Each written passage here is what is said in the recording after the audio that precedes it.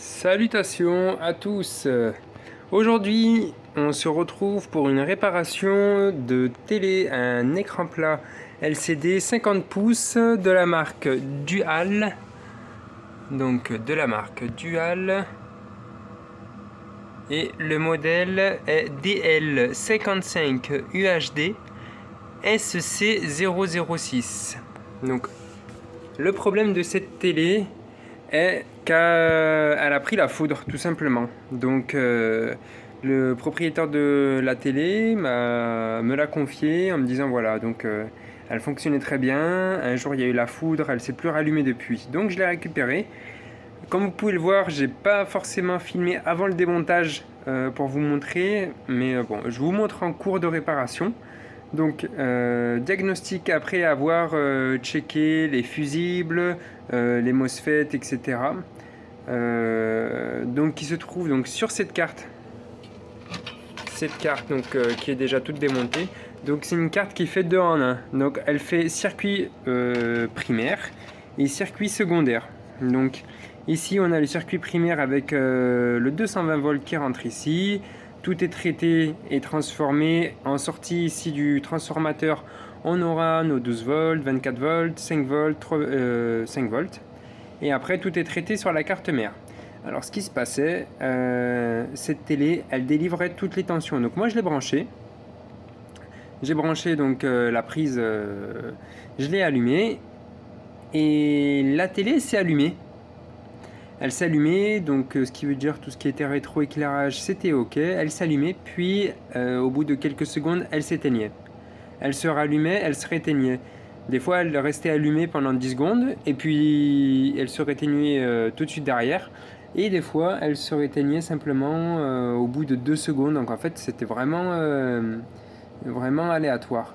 Donc après avoir diagnostiqué, recherché la panne, donc je ne sais pas si vous avez remarqué, mais voilà, sur la carte ici, j'ai déjà démonté le CPU, le microcontrôleur de la carte. Donc toutes les tensions étaient bonnes, donc tout ce qui était côté primaire était bon. Par contre, côté secondaire, ce qui se passait, j'avais le CPU qui chauffait, on laissait même pas la main sur le doigt sur le radiateur. Donc là on avait le gros radiateur. Donc j'ai supprimé le radiateur, j'ai testé sans le radiateur et c'était vraiment, la température était très excessive. Donc j'ai recherché éventuellement si je pouvais retrouver un microcontrôleur de ce type là sur internet. Après plusieurs recherches, je tombais juste sur une page en chinois qui proposait donc le microcontrôleur à 20 €. Donc je voulais pas forcément remplacer le microcontrôleur à 20 € parce que du coup je sais pas aussi si derrière il n'y a pas autre chose qui a pris un coup de foudre. Petit jeu de mots. Mais voilà, je sais pas s'il n'y a pas peut-être la RAM, la flash, d'autres composants qui auraient pu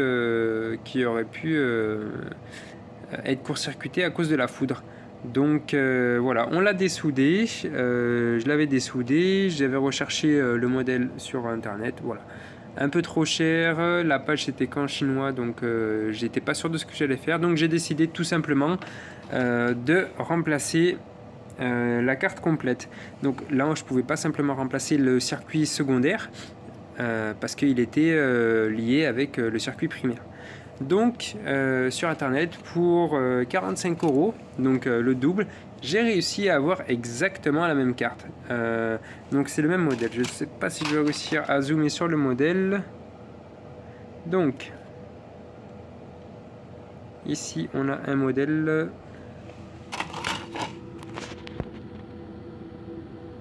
Voilà, le modèle de la carte principale. Donc c'est le TP-MS 3686.PC 821, l'ancienne.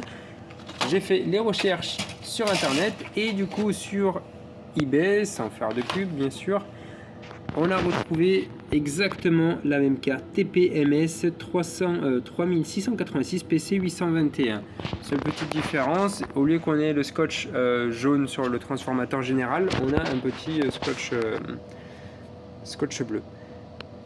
Je n'ai pas branché la carte, donc ce que je vous propose aujourd'hui, c'est de vous montrer le remontage de la télé avec tous les circuits. Donc on a le circuit pour la carte T-Con. On a bon, l'alimentation, enfin rien de sorcier quoi, simplement rebrancher les différentes nappes. Les nappes d'alimentation pour le bouton avec le panel de commande, les boutons sont ici. Donc c'est parti, on remonte tout ça et on va tester ensuite si la télé redémarre. Logiquement il ne devrait pas y avoir de problème, à part si la carte T-Com aussi est pris un coup de foudre. C'est pas impossible, j'espère pas, mais bon, on va voir ça de suite.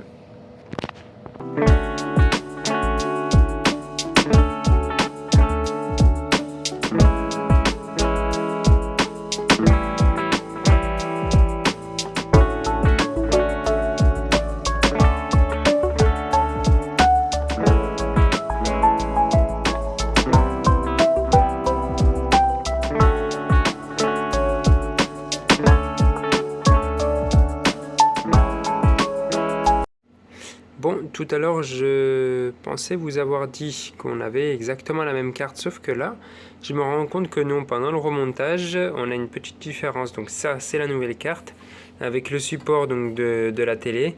Et ici, comme vous pouvez voir, donc, on a un trou pour... on a deux sorties pour le câble, mais là, on n'a qu'un seul trou qui est percé. Donc là, on est un petit peu bloqué. Et donc quand je regarde sur l'ancienne carte... Donc l'ancienne carte, on n'avait pas ce module. Et en regardant un peu plus près du coup, je me suis rendu compte que ici on avait la fiche Péritel qui était présente et il était calibré pour le trou est calibré pour la fiche Péritel. Sauf qu'ici on a 3 sorties coaxiales. Et en plus de ça, petite différence aussi que j'ai remarqué, ici voilà, on a une autre sortie coaxiale. Alors que sur la carte principale, c'était pour la connexion internet avec la lumière, la fibre. Donc on avait une sortie pour la fibre. Donc je vais essayer de trouver une petite solution pour pouvoir voilà, il me manquait voilà simplement ici là, ce trou là, il doit aller au-dessus de celui-là. Donc bon, il faut que je trouve une solution. Est-ce que je vais supprimer ce module peut-être, ou est-ce que je vais percer ici, sachant que c'est de l'acier quand même. Je vais voir. Donc avant de remonter, enfin de trouver une solution pour pouvoir fixer ce petit support, maintenant que la carte elle est remontée, que tout est branché, donc le câble pour la T-Com, toutes les fiches pour le panel de commande ici, les baffes pour le son, la fiche de 120 volts et les LED. On va quand même tester la télé, donc voir si la carte elle est compatible et si la T-Com il n'y a pas de souci, parce que je vais pas m'embêter à trouver une solution si la télé ne marche pas. Donc on va brancher la prise. Hop là. Donc ici on a la LED qui s'allume, c'est déjà une très très bonne nouvelle. Toujours faire attention côté primaire à ne surtout pas mettre les doigts. Ça je pense que c'est pas la peine que je le précise, mais je le rappelle vraiment au cas où s'il y a des personnes qui sont novices qui regardent cette vidéo. Donc ici on a du 220 volts, non 220 volts alternatif ici on a du 380 volts 380 volts continu. Ici on a un petit boost converteur, donc 380 volts continu. Ne surtout pas mettre les doigts quand c'est en tension. Donc on va appuyer sur le bouton Power, je crois que c'est celui-là. Description Power. Allez, allume-toi chérie. Donc ça s'allume en bleu. Oui, regardez là. Déjà tout le tour de la télé s'allume. Et si on bascule, est-ce qu'on a quelque chose qui s'affiche ?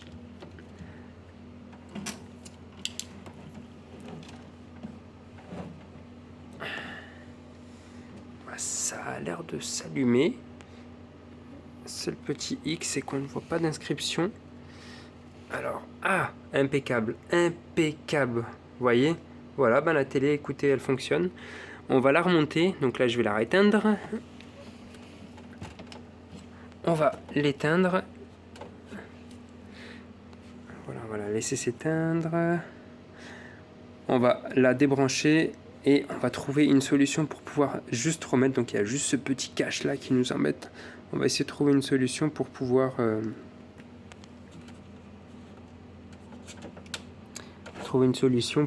remonter le cache arrière de la télé.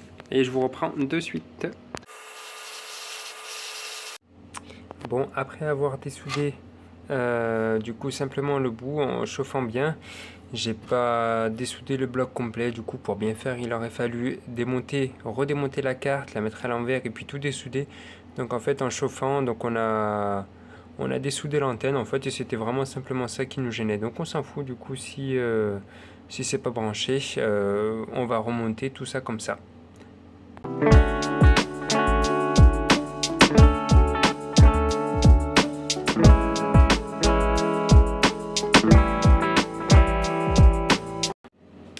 Bon voilà, la télé a été remontée, donc petit dernier test ultime. Donc là, la télé a été branchée.